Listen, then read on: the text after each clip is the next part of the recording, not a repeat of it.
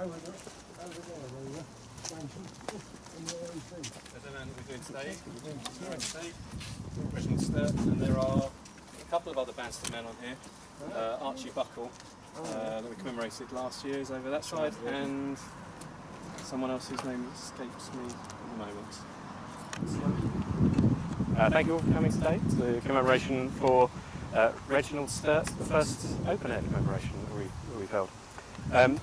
Reg was born in Banstead on the 1st of June 1890. He was born into a large family. He was the 12th of 13 children, large even by the standards of the time. Three of his elder siblings had unfortunately predeceased him. They died in childhood before he'd even been born. And another one of his older brothers and sisters later died as well. The family had moved around all over the place, really. Reg's father was born in Dalston, North London, and his mother was born in Sutton. So they were married in Sutton and then moved off around London and ended up in Woodcote for a little while before they moved to Banstead in the middle of the 1880s. Now, they lived in Gothic Villas, which used to stand in the High Street next to the Church Institute. So they're roughly where Victoria Chemists is today. They're much closer to the road. They're almost fronting on where the High Street is now, rather than step back from the road. And they used to stand there until the 1960s, I think, when they were knocked down to build that parade of shops. And their next door neighbour there was the verger at All Saints, Geoffrey Shove, and the little footpath that runs behind the Church Institute is called Shove's Path in his honour. Reggie's father was a gardener, probably worked at one of the local big houses, moved around with his job presumably as well because they were on the move quite regularly. They moved down to the end of the High Street to Well Cottages, which used to stand quite far back off the road, not really visible in any of the postcards and pictures that we have of the time. And they were behind where Cheyne Court flats are now, down by the War Memorial end of the High Street. They weren't there for long before they moved to Shrubland Road. They moved to semi-detached cottage there, Park View Cottages they were called. They're now number 17 and number 19, and Sturts lived at number 19. Back in April we commemorated George Nash, one of the men that was living at number 17, and unfortunately next year we'll be commemorating one of another member of his family that's lived at number 17. Reg grew up to become a painter and decorator. But he wasn't working for long before he decided to join the army, and he served with the Royal Engineers as a sapper. The field companies of the Royal Engineers consisted of about 200 men, 140 or so of them were sappers doing the work. There were about 50 or so drivers driving the horses and carts that pulled all their equipment, and various other support staff, blacksmiths, and all the other ancillary staff that the mounted section needed. Within the dismounted section, which Reg was with, the men were mostly tradesmen, all had specialised skills. And each field company had 6 painters amongst their numbers, and Reg was presumably one of those. He joined the army in 1910. The only thing we know about his pre-war experience was that he was serving at an old fort in Seanmead, near Gravesend in Kent, that used to protect the Thames estuary, but had been converted into a submarine underwater mining training facility. We're not sure, it was closed about that time, so we're not sure if that's what he was there to do. But the Royal Engineers had a long association with the site, and their demolition teams later used it for practice blowing it up, so the fort is unfortunately in a pretty bad state these days.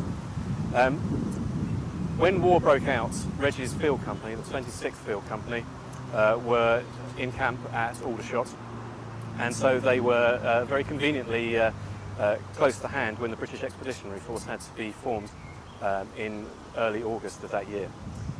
They mobilised within a couple of days and went out to France on the 19th of August. They sailed across the Channel. They were in France about 3 hours later after that.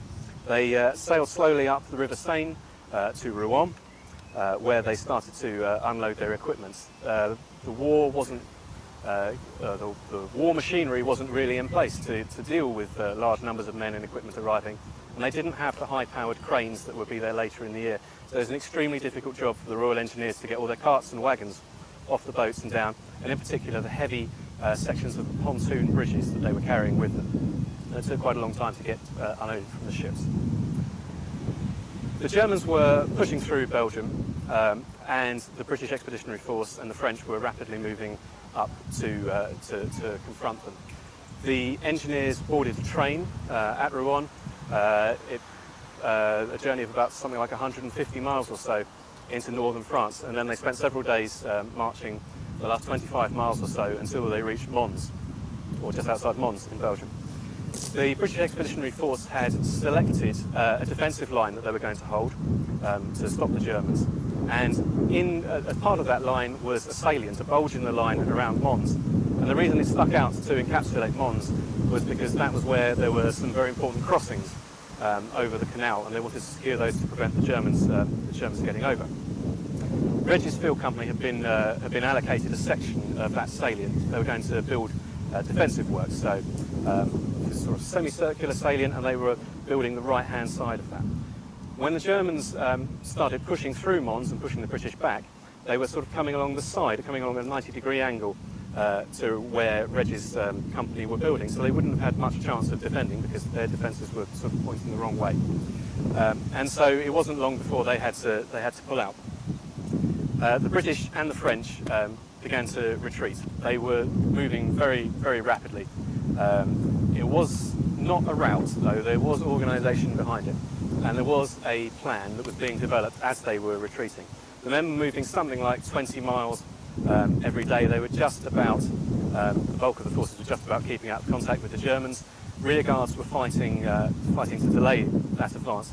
And every now and then, either a section of Reg's company or the other field company that were with them would stop, and they would build defences for when the rear guard reached them, for them to hold to delay the Germans. As they got about 40 miles back into France, they came to the first major river, the River Oise, and that's when they started the main task that would be their job for the rest of the retreat, which was securing the bridges, the crossings over the river, and destroying them or preparing them for demolition when the rear guard had come through. They met all manner of bridges in that time, from modern steel girder bridges to old wooden trestles to masonry bridges, some even with houses built into the side of them. Unfortunately, they all had to go.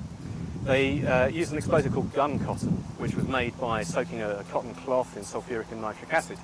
And they'd store it in an alcoholic solution to keep it nice and cool and non-flammable, and they dry it out when it needed to be used. It was about 6 times more powerful than gunpowder, not as powerful as maybe dynamite and things like that, but very effective for making charges for demolition. So they prepare these bridges. They would then hand them over to the rear guard as they came past, and they give them instructions with what to do and when to blow the bridges. They retreated rapidly past the Oise, the Aisne, the Petit Morin, the Grand Morin, and to the Marne. All these rivers they had to cross, and every day they were stopping to prepare these bridges or blow them themselves. When they reached the Marne in early September, which was on a level with Paris, and they were only about 20 miles from the outskirts of Paris at this point, it was time to spring a trap. The exhausted German army had been marching for 30 days. They had been marching through heat. They were pretty poorly supplied, because all the time they were advancing, they were getting further away from their supply chain. Because all the time the British and the French were retreating, they were getting closer to their supplies. There were a number of French armies being consolidated in the area around Paris, and they'd laid a trap for the Germans. The engineers' part in this was to make sure that the river crossing were blown, and so that the Germans would be funneled into a particular area, and then the French could attack them. So at the beginning of September, General Joffre, the French commander, pleaded with tears in his eyes to Sir John French, the British Expeditionary Force commander, begging him, imploring him for his men to join the French and stand together and fight. Sir John was so overcome with emotion that he was unable to give a reply, and he had to reply through his aide, who said, "Yes, of course." The British and French began fighting on the 6th of September on the banks of the River Marne to push the Germans back out. The engineers had been getting up really early every day, 2 in the morning, 3 in the morning, to start the long day of retreating until that point. So the first day of the attack actually brought a lie-in for them, and they were able to stay in bed until about 6:30 before orders were sorted out as to where it was they were supposed to be going and what they were supposed to be doing. There was quite a lot of confusion. There were these huge formations being moved around, and there was quite a lot of confusion about who was going where and doing what, but they sorted themselves out, and they eventually started pushing the Germans back. Now, it was nowhere near as fast as the retreat. The retreat was 20 miles a day. The advance was 4 or 5 miles a day, but they were in contact with the Germans for most of the time. Reggie's field company were very fortunate in that they weren't really on the front line fighting. They were usually just behind the frontline troops, but they were still within range of what few artillery pieces the Germans had managed to bring up with their rapidly moving force. The Germans had 2 major army groups in the area that the Reg was in. The French had an army in Paris, which had come out of Paris to attack one of those army groups, and as that German army group turned to face it, it moved apart from the other group that it was next to at the time, and it opened up a 30-mile gap for the British and the French troops to exploit, and they began to advance rapidly through that. The field company advanced near the vanguard of that because they needed to repair bridges that had been blown beforehand, and they were able to secure the crossings over some of those rivers and allow the cavalry to go through to harass the Germans. They reached the banks of the River Ain in about 13th or 14th of September, and it was there that the Germans decided that they were going to make a stand. They selected a set of defences and decided to hold that riverfront. They would actually go on to hold that for nearly 4 years, nearly for the whole of the rest of the war. Reggie's Field Company secured the crossings at a village called Bourg. It's a very complicated area. There are 2 canals coming in to meet the River Ain, and there are a number of roads and tracks crossing. And there are more than 12 bridges just by this small village. Now, the 2 main bridges, or 3 main bridges, had been blown by the French as we were retreating, and so the other bridges had been damaged. So they all needed to be repaired, and the engineers were kept busy doing that. They couldn't repair the major bridges completely, but they were able to use the pontoon sections that they carried in their wagon train, and they were able to make wooden trestle bridges and even improvise a bridge from mooring barges next to each other so that the men could walk over the tops of them. And in this way, we were able to establish a beachhead on the northern bank of the River Ain. There, the Germans were in trenches, and soon so were we. And trench warfare set in. Now, the engineers had as little experience of trench warfare as the rest of the British Army, but engineers are innovators. And it was really a lot of the developments in trench warfare were down to them, and down to their hard work. So we see the field company advising on layout of trenches, assessing and analysing their experiences of the different layouts and how effective they are. Unusual layouts, such as ones where we had shelters under a parapet, trenches that maybe didn't have a parados, like a raised bit behind to protect the men from the back, which became sort of a standard issue later in time. Traverses, not just straight trenches, but wiggly trenches, so that someone couldn't just fire along the length of it. Innovations like periscopes.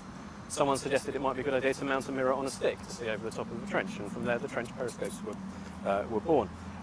New hand grenades were trialled, rifle grenades, aerial grenades, or bombs that were dropped by hand from German planes were given to the Royal Engineers to assess their effectiveness. They were pretty big and they're pretty heavy, and they had a great big long tail on them, and if you're throwing them from here, they get to about where Ralph is now, and they wouldn't hit the ground with enough force to explode. So the engineers were experimented with trimming the springs in their caps just to lessen the pressure it would take to explode, but at the end they ended up too dangerous even to handle from that point of view, so they were rejected. All kinds of innovations like that. Not only that, but they would be supervising the siting of trenches and also supervising the men as they dug, and doing a lot of the digging work themselves. The commander of Reggie's company frequently complained about soldiers stealing his tools and not bringing them back, and treating them like basically like they were their personal DIY shop supply. Very difficult to get hold of any kinds of supplies. At that time, there were no sandbags with the army, so they all had to be bought. Sacks had to be bought from civilians living nearby and filled with whatever could be found at hand. So trench warfare set in. But to the north, there was still a big gap, or what was perceived as a big gap by both sides. So from the north of the River Ain up to the Belgian coast was what seemed to be an opportunity for both sides. And so both sides started moving forces into that area, hoping to outflank the other. And it was the British Expeditionary Force job to be that flank, on the left flank of the French army, close enough to the coast, although we weren't ever going to do it, close enough to the coast that we could have evacuated our men and they wouldn't be cut off in the middle of France. So we advanced in the middle of October. All our men were shifted around the coast by railway, so they went from the River Rhine all the way back out to the coast, up the coast on a train, and then all the way back in to Belgium. And they found themselves near the town of Ypres, where we would end up being for much of the rest of the war. The Germans had been in Ypres on the 7th of October. The forces there had pushed them back about a week later, and the town itself was in Allied hands when Reg and the rest of 1st Corps arrived. They were advancing through the town. They were coming from the west and they were just turning to the northeast, advancing above the town. They were on the very low-lying, very boggy plains that surround the town. And they met a German army coming the other way. A German army with a high content of very, very young, very untrained soldiers. They're called the Kinder Corps, the Children's Corps. Some of them had only been in uniform for about 3 weeks by that point. The Germans had used up, as we would soon do, had used up much of their professional soldiers, and they were just cramming anybody they could find into those positions when they could. So we met the Germans north of the town of Ypres. It was flat countryside, but there was lots of sort of tactical terrain. There were a lot of ditches, a lot of winding country roads, a lot of hawthorn hedges and things like that, farmhouses, and they were all extremely important features of the battlefield. And where they met near Longemark, they fought the first part of the First Battle of Ypres, which was the Battle of Longemark, and Reginald Philip Company was sent in to help prepare the lines, but the British basically just stopped as far as they got. And where they'd stopped was near a farmhouse, which was an ideal for converting into a defensive position. So Reginald Philip Company was sent up to dig trenches around it and convert it for defence. I thought it was on fire at the time, so maybe it wasn't such a good choice. And it was night time, and they were lit up by the flames, so they couldn't actually get close enough without risking being shot. But once that fire was out, then they worked to build a trench around it. And as I said, they were experimenting with new trench layouts, so they didn't really have a preconceived idea of what they were going to do. So they were just adapting to the situation as they went. And indeed they found, such was the nature of it, that they found there were Germans on the side and there were even Germans behind them. The line was sort of all over the place. So it was a very dangerous place to be. And while Reggie's company were working on that, the other field company were behind them, preparing bridges so that more soldiers could come through. After that first phase of fighting died down, First Corps and the British were moved slightly to the south, and the French and Belgians came in to take over the area that they'd previously been in. And they were moved just below the town of Ypres, and they were moved up on the ridges that surround the town, on the east and to the south. Passchendaele, the most famous town, sort of to the northeast. Then coming round, you'd have Hoog, the scene of very bloody fighting throughout the war, and then round to Messines and Whitchatter, further around to the right. And the field company and the units they were supporting were based at Hoog in the chateau. It would later be completely ruined, be a place that features in the stories of many of our men, often with an unhappy ending, unfortunately. And Reggie's field company were busy, put to work on the main road from Ypres to Menin, building defences for when the Germans attacked. And attack they did a few days later in what was called the Battle of Gelleveld. They captured a very important strategic crossroads near the village of Gelleveld, which is sort of just down off the ridge, as you come down off the ridge to the plains beyond. But our line after that held. We were very, very seriously weakened. The unit that was holding it, the 7th Division, were very, very badly weakened, and they needed reinforcements, but there were none really available. We'd used all our reserves. There were 3 French battalions that we managed to deploy alongside them to bolster them. And then a motley ragtag force of whatever spare battalions was available was cobbled together by Major General Bulfin. It's called Bulfin's Force, and the Royal Engineers would, Reggie's section of the Royal Engineers would join them. They were holding a wooded slope, looking down on the Germans, with the village of Hoog behind them and Veldhoek behind them. And they were going to attack to try and push the Germans back on the 31st of October of 1914. But the Germans sort of got the drop on them, and they beat them to it, and they were going to attack. So when the Bulfin's force and the French soldiers began to leave their trenches, they were met by the Germans' preliminary bombardment for their own attack. The Germans were in pretty strong numbers. Bulfin's force were very weak. They had 6 battalions holding about 3 miles of line, very, very badly stretched. The positions they were in were not particularly good. They would just almost foxholes dug in the woods as best they could with the time they had available. And they were pushed back from the main road, but there were a few very small units behind them that stood firm and delayed the German advance. That afternoon, Reggie's field company were sent up to help reinforce, and they were given a particularly vulnerable position, and they were told to hold it. When they got there, they found there was no room for them in the trenches there. But they did the best they could in a dangerous scenario. In the end, Bulfin roused his force. He sent one of his battalions over the top, yelling and cheering. As they yelled, the 2 supporting battalions started firing as quickly as they could. Other units nearby were so swept up in the enthusiasm of it all that they joined in the attack, and they pushed back the Germans, stopped the attack, and even regained much of the ground that had been lost earlier that morning. And the engineers were very badly mauled in that particular engagement. There were probably something like 100 of the engineers, probably less, maybe 90 in that group, and of them 80 became casualties in the fighting that day.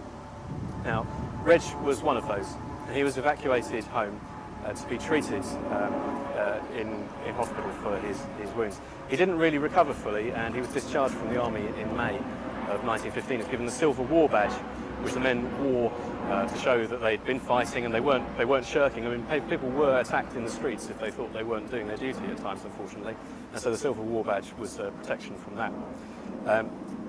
When he was discharged from the army, he came to live at the family home, and the family had just moved just around the corner from here, Heath Road, and lived in Ivy Cottages, and they were living there. They moved there in 1914-15. So it is that Reg is commemorated both in Banstead and in Epsom. Unfortunately, Reg was not well, perhaps weakened by his wounds. He contracted tuberculosis, and he succumbed to tuberculosis and exhaustion. 100 years ago today, died aged 27. Well, we are going to, looks like it's quiet up there, so I think we'll go up to visit his grave.